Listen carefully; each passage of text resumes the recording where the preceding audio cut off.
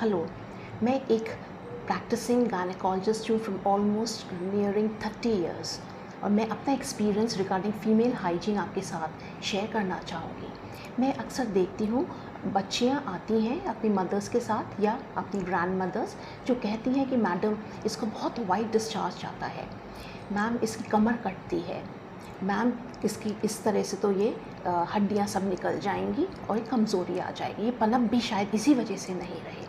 तो देखिए, एक चीज़ है नॉर्मल वजाइनल डिस्चार्ज के बारे में भी आपको जानना चाहिए। थोड़ा सा डिस्चार्ज नॉर्मल भी होता है, ऐसा है अलग अलग टाइम पे अलग अलग तरह का डिस्चार्ज होता है। मिडल ऑफ द साइकिल जब ओवुलेशन का टाइम होता है उस टाइम पे वाटरी वाइट थिन डिस्चार्ज आता है which can stain your underpants. एक सिंगल स्टेन तक नॉर्मल है।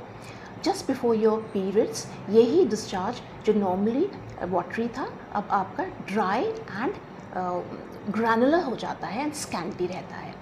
कभी कभी वाइट डिस्चार्ज एक्सेसिव होने की अमाउंट वेरी करता है फ्रॉम पर्सन टू पर्सन, किसी में कम है किसी में ज़्यादा है।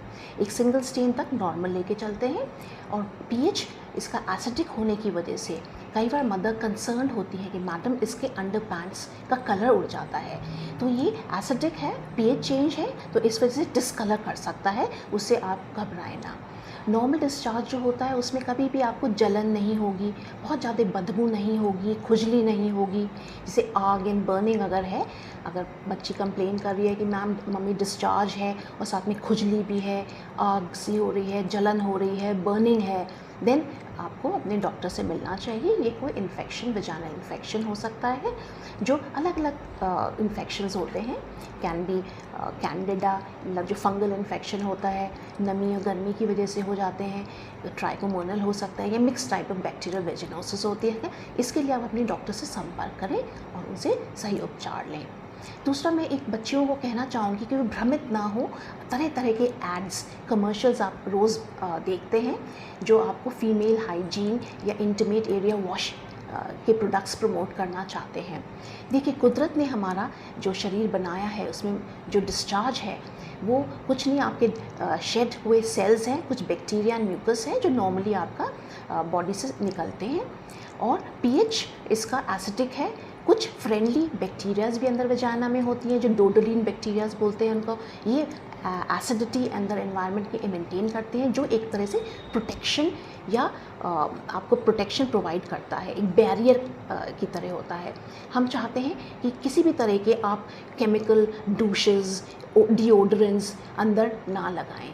ये आपके फ्रेंडली बैक्टीरियाज को हार्म करेंगे और आपका जो नेचुरल बैरियर है जो भगवान ने बनाया है उसको डिस्टर्ब कर सकते हैं। सो ये फैंसी नाम सुनकर आप अट्रैक्ट ना हो। अगर नॉर्मल है तो आपको वॉश करने के लिए, क्लीन करने के लिए केवल water and very mild soap, कोई भी लोफा, किसी भी तरह की डेलिकेट पार्ट्स पे यूज़ करने की आवश्यकता नहीं होती। केमिकल्स लुब्रिक नहीं यूज़ करने होते। कभी किसी का कोई प्रॉब्लम है, पीएच चेंज हो गया, कोई इन्फेक्शंस हो गया, तब आप कभी इनको डॉक्टर की सलाह से लें तो it is okay. But I have seen girls saying कि मैम मैं तो दिन में 4-5 बार इसे यूज़ कर लेती हूँ, मैम इसे लगा के छोड़ देती हूँ, तो दैट इज़ रॉन्ग। अगर यूज़ भी करना होता है तो इनको वॉश करना होता है, अच्छे से लादर झाग उठा के अपने धो लें और पानी से वॉश ऑफ कर दें। बाकी वेरी रेयरली इसका वेरी लिमिटेड इंडिकेशंस होते हैं जो आपके डॉक्टर्स ही आपको बताएंगे। दूसरा, मेंस्ट्रुअल हाइजीन के बारे में बच्चियों को बताना चाहूँगी कि जब भी आप यूज़ करें कोई भी पैड्स, सैनिटरी पैड्स हैं, तो उनको फ्रीक्वेंटली चेंज करें। 4-5 घंटे से ज़्यादा यूज़ नहीं करें। हैवी फ्लो है तो आप उसको करेंगे ही करेंगे, बट इवन अगर लाइट फ्लो है तो बहुत देर तक आप उसको अगर यूज़ करते हैं, हॉट इन्वायरमेंट, मॉइस्ट इन्वायरमेंट में बैक्टीरिया ग्रोथ होती है। दूसरा, टेम्पून्स भी ओवरनाइट कभी यूज़ नहीं करें। टेम्पून लगा के अगर भूल जाएं आप, रात भर उसको यूज़ करें। गर्म टेम्परेचर, मॉइस्ट टेम्परेचर अगर है तो बैक्टीरियल ग्रोथ उसमें या इवन फंगल ग्रो प्रोलिफरेशंस होते हैं। और एक चीज़ भी होती है जिसको बोलते हैं टॉक्सिक शॉक सिंड्रोम। कभी कभी यदि आप टेम्पून रख के भूल जाएं तो आप एक बहुत ही सीरियस प्रॉब्लम को इनवाइट कर रहे हैं। इसी तरह से मेंस्ट्रुअल कप भी यूज़ जो करते हैं उनको भी आपकी सफाई देख रेख बहुत इंपॉर्टेंट है। तो गर्ल्स को मैं कहूँगी लूज़ क्लोथ्स पहने, इवन स्पेशली जो आपके अंडर पैंट्स हैं वो कॉटन की हों, जो आपको एयर हैवी ब्रीथ कर सके, जिससे आपका अगर स्वेट है या कोई थोड़ा सिक्रीशन है वो आप जल्दी से इवेपोरेट हो सके।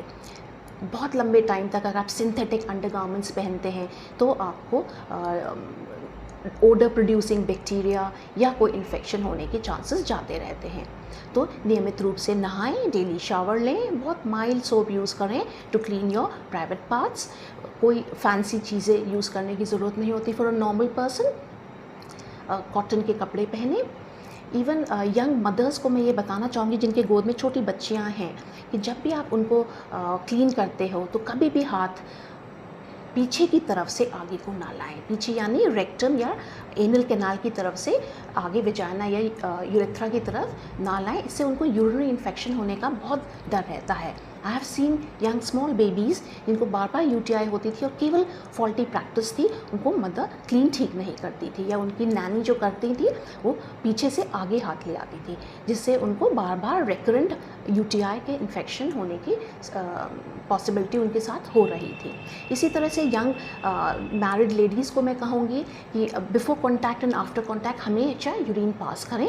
This will prevent urinary infection. Urine infection बहुत कॉमन होता है लेडीज़ में because of the short urethra. And एक छोटी छोटी टिप्स, पानी खूब पीना, कॉन्टैक्ट से before and after contact urine pass करना, इससे आप अपने यूरिन इन्फेक्शन से बच सकते हैं।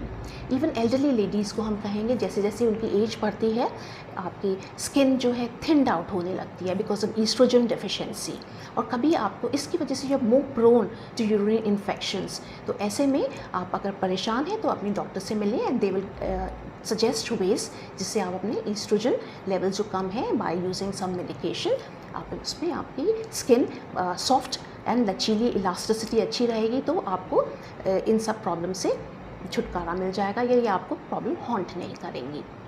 इसी तरह से एक और मैं ट्रिप देना चाहूँगी बच्चियों को, that is specially after child birth. बच्चा हो जाए उसके बाद बताते नहीं हैं, पेल्विक फ्लोर होता है जो आपको सपोर्ट करता है आपके इंटरनल ऑर्गन्स को। जैसे पीछे है लैट्रिन की जगह एनल कैनाल, बीच में वेजाइना है, आगे यूरेथ्रा या पेशाब का रास्ता है। तो ये पेल्विक फ्लोर इसको जो सपोर्ट करता है, इसकी रेगुलर एक्सरसाइज जैसे कीगल्स है एक्सरसाइज बोली जाती है।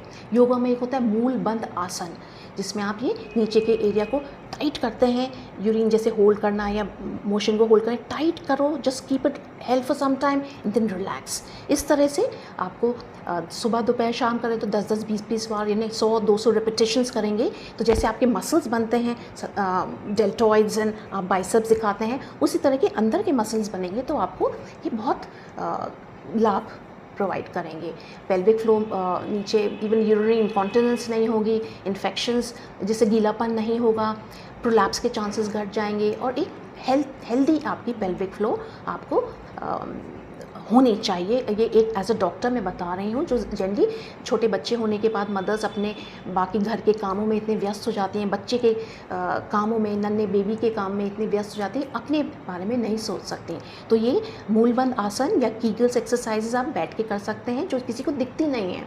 तो आप जहाँ भी बैठ रहे हैं, खाली बैठे हैं तो आप इसको टाइट करें याद से सुबह दोपहर शाम, या इवन 100-200 रेपिटेशंस आप ये कर लेंगी तो आपको प्रोलैप्स की में शरीर निकलने की संभावना भी नहीं होगी।